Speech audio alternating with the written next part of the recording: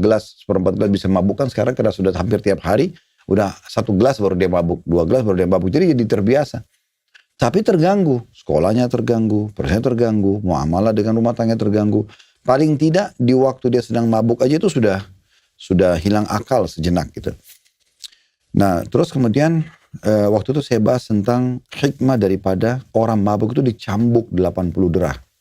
Orang mabuk dicambuk 80 derah. Oke. Ya, jadi ini kalau banyak cambukan saya. Ya, bukan kalau orang ketahuan, bukan harus dokter dicambuk. Maksudnya gini. Hukum dalam Islam kalau ada orang kepergok minum, mabuk, itu dicambuk 80 derah. Kalau ada hukum Islam yang berlaku. Oh iya, oke. Ya.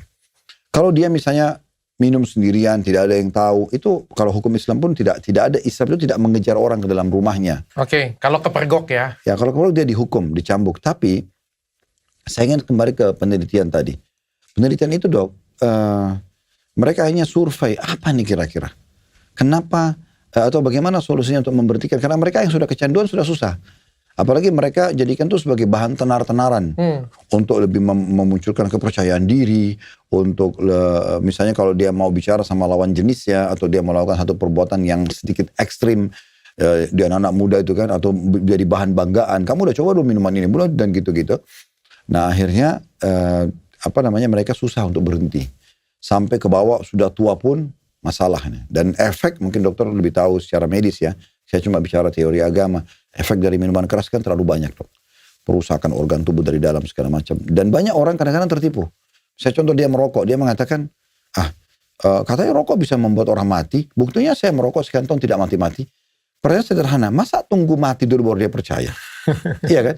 Sementara sudah ada orang lain yang sudah Allah kasih contoh. Anda masih Allah selamatkan. Jangan gitu. Harusnya kan berakal gitu ya. Jalan di jalan ini tikungannya sangat tajam, licin. Banyak orang yang celaka loh. Tapi saya pernah lewat, saya nggak celaka. Nggak apa-apa deh, ugal-ugalan lagi. Nah, dia tunggu nanti dia celaka baru dia percaya. Itu keliru.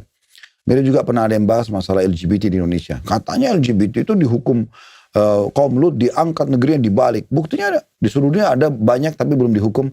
Masa kita tunggu dihukum dulu? Udah cukup dong kaumnya Nabi Lut dulu. Jadi pelajaran orang yang berakal harusnya begitu. Jangan menyepelekan ya. Ya, jadi jangan menyepelekan itu penting sekali.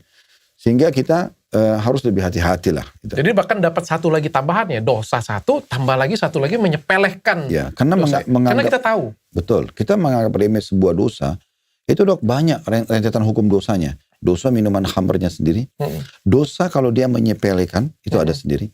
Dosa lain kalau dia ikut jualan. Ini kan berarti dia sebarin lagi kerusakan itu. Dosa lagi yang lain itu kalau ganggu orang lagi.